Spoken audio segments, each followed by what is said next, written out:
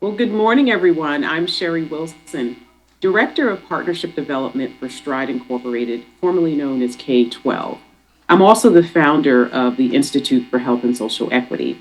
My extensive work in shaping career education pathways for our future nursing workforce has driven my inquiry towards career education as a long term strategy to strengthen our workforce pipeline. This inquiry includes a historical review of career technical education with an analysis of legislation supporting workforce investments, policy implications, and grassroots action.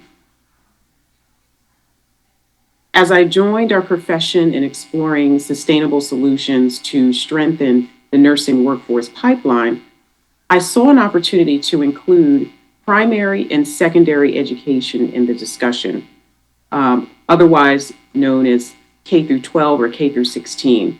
As we know, early exposure to careers can increase a student's identity within that career pathway. However, I found a dearth of literature existing for this solution as a strategy for nursing. As a nursing leader working at the nexus of primary, secondary, post secondary education, healthcare, and policy, I see a need to ensure that we include the K through 12 population in the national conversation of creating a diverse nursing workforce. I believe we should be planning at least 2 decades ahead. Historically, significant investments in the nursing workforce have been made at the post secondary levels. In alignment with the Future of Nursing Report 2020 2030, America's educational system must redesign its approach to nursing education to grow a more diverse nursing workforce. So, the objectives for my presentation today: define career technical education, identify key legislation shaping the landscape of career technical education in the United States, analyze trends in legislation with investments in the future nursing workforce in the K through 12 pipeline, and particularly for students of color. Just a quick review of definitions: career technical education are courses at the high school level and programs at the post secondary level that focus on the skills and knowledge required for specific jobs or fields of work.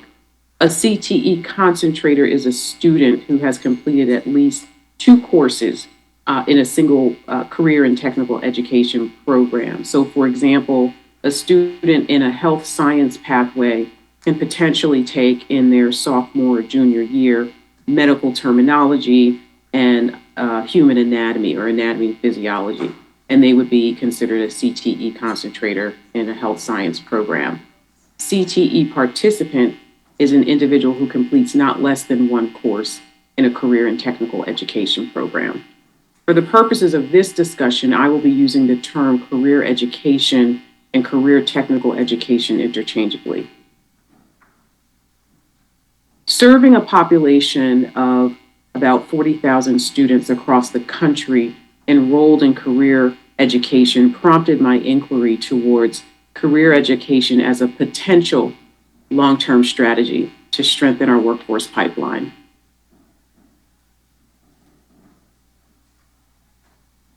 So the focus of my inquiry is a summative analysis of the historical CTE landscape and a content analysis of workforce development legislation.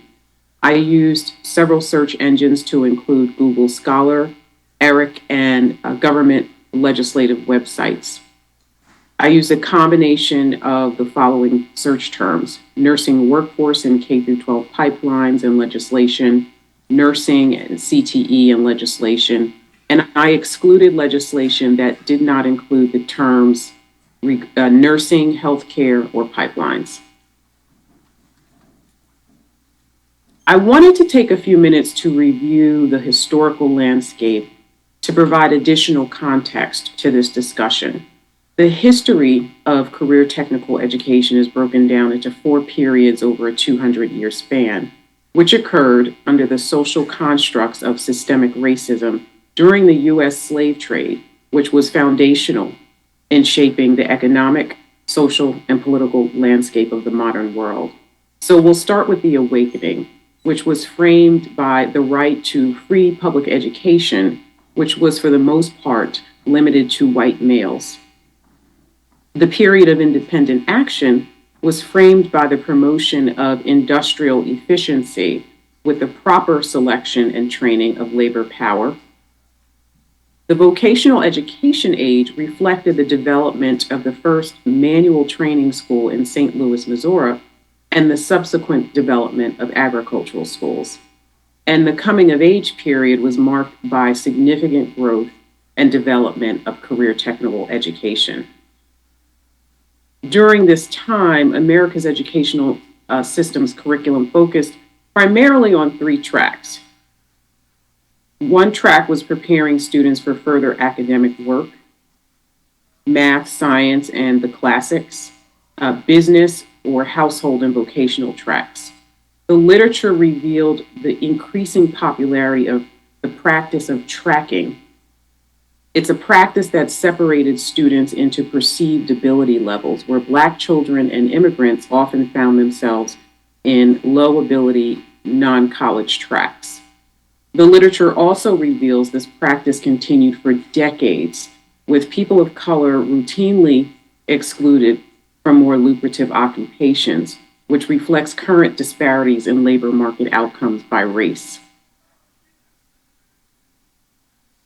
I wanted to highlight a few key pieces of legislation, and I won't review all of them. And I've included these slides for your reference. The Smith-Hughes Vocational Education Act in 1917, it was pivotal legislation that initiated federal investment in secondary career and technical education. Moving to the Perkins 5 Act, really focused on ensuring that data was disaggregated and reported on several indicators, including race and gender. When we look at formalized education, career education in schools, recent data from the U.S. Department of Education shows students in CTE programs graduate at higher rates. Looking at the same study, we see there's an underrepresentation of students of color who are in CTE programs. Disaggregating the data a little further, when I look at these data, I see historically underrepresented students in health science fields, and these are our potential nurses. And so I see an opportunity to invest in, to engage, to cultivate this next generation of nurses. And so the question for this inquiry became, how do we accomplish this in a scalable, sustainable manner?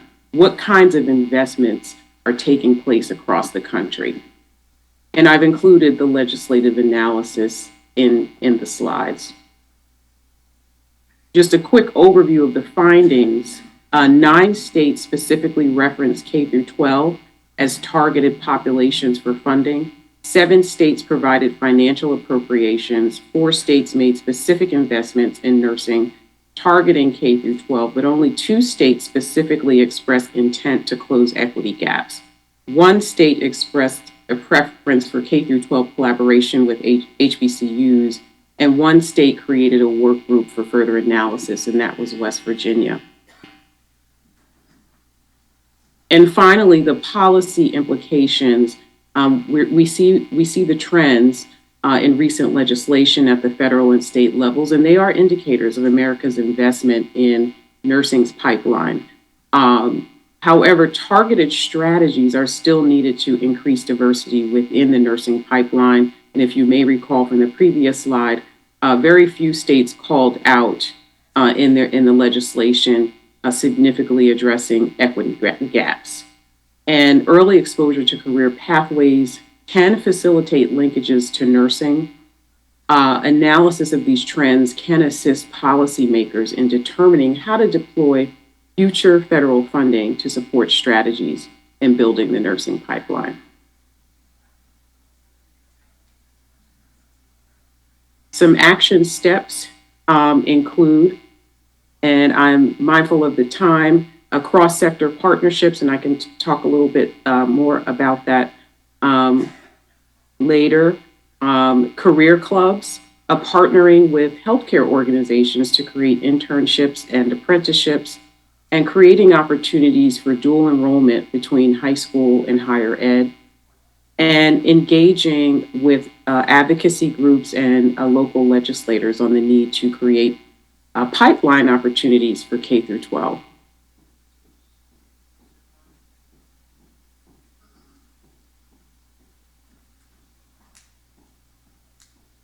In closing, as evidenced by the upstream trends and best practices highlighted in several states, it will be critical to include career education and the K through 12 population in the national conversation around solutions to strengthen a more diverse nursing workforce.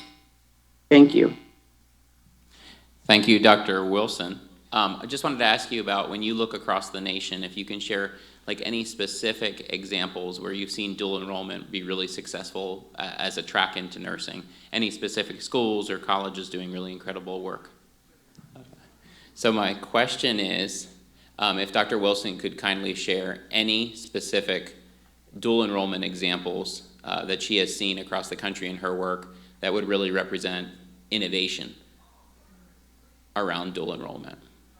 Yes, so question about dual enrollment programs. So the state of Maryland, which is one of the states that came up in my research, has P-TECH schools, whereby students graduate with a high school diploma in under 6 years, followed by an associate's degree in 2 years at no cost.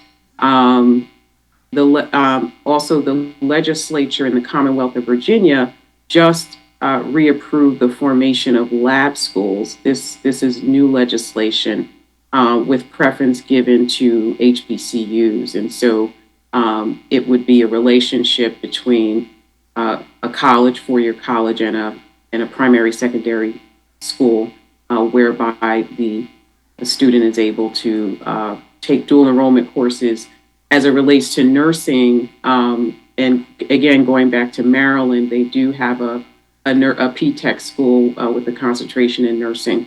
And students concentrate on taking those prerequisites and the math and science courses, and that prepares them so when they start the nursing program, they've already taken those prerequisites in high school. Yes, okay.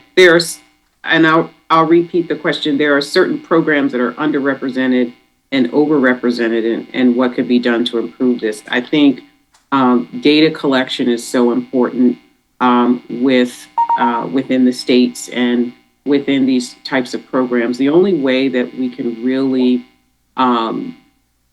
make sure there's accountability in addressing those equity gaps is if we, if there's a specific addressing of data collection, and then accountability, identifying where those equity gaps are, and then holding stakeholders accountable for those.